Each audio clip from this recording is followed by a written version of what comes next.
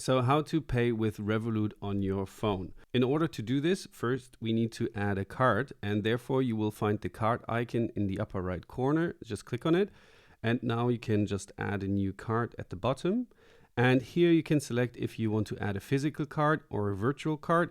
Physical takes longer because they need to send it to your address. So let's choose a virtual card for now. And then you can simply select what kind of card you want. They have different colors here and with different pictures, but I will just take this orange one. And now I can just click on get a free card. And here I can simply enter the name of the card. So for example, vacation, and then click on create card.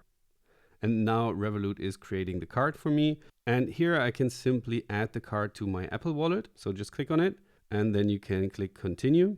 Then you simply have to accept the terms and conditions once. So just read through them and click on agree. And now you can see I can add the card to my MacBook or to my iPhone. And here, please select the one you want. And then you can just click on add. And on the next screen, you can select if this should be your default card. So this is up to you.